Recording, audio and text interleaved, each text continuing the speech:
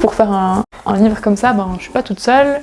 Alors l'idée, oui, elle vient de moi, mais j'ai pu réaliser quand même ce livre grâce à l'éditeur, enfin la maison d'édition, qui en fait fait beaucoup de choses.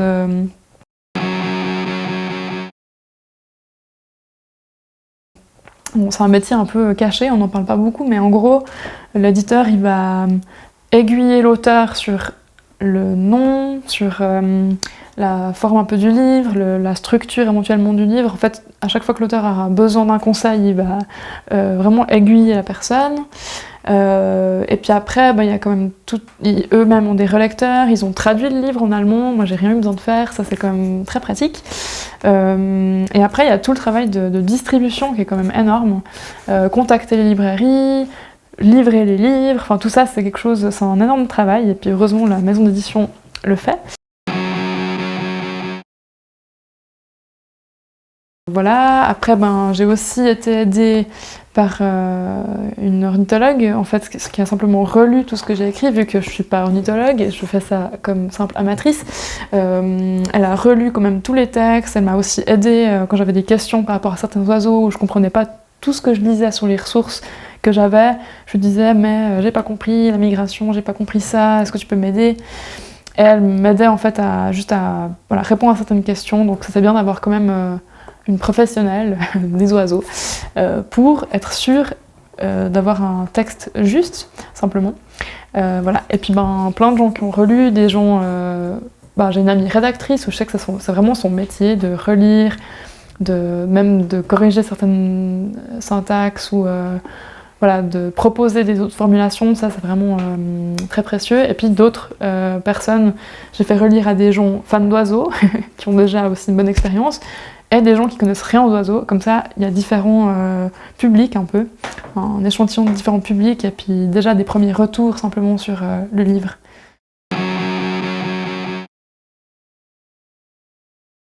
C'est bien d'être aidé, de demander des avis.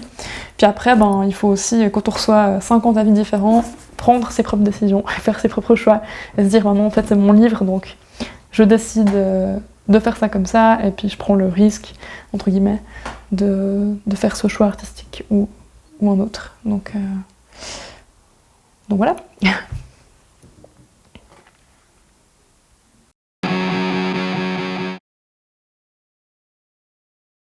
Alors, dès que j'ai un fichier, je suis plus ou moins contente. Déjà le format, je vais quand même le définir un peu à l'avance, je vais décider, je vais prendre une règle, et puis je vais dire, moi je veux qu'il soit large de ça, long de ça, plus ou moins.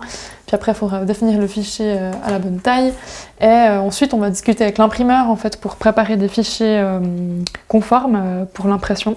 Donc il va m'envoyer des profils d'impression, enfin des choses un peu techniques que je vais mettre dans mon logiciel pour que ça soit vraiment conforme aux couleurs qu'on a plus ou moins à l'écran. C'est vraiment exporter un fichier de production qui soit tout bien. Après, j'ai quand même un retour de l'imprimeur pour qu'il me dise c'est tout bon ou il faut changer ça ou ça. Voilà, puis généralement quand on exporte un fichier de production, c'est un peu le moment aussi, on se dit c'est le dernier moment qu'on le relit une dernière fois.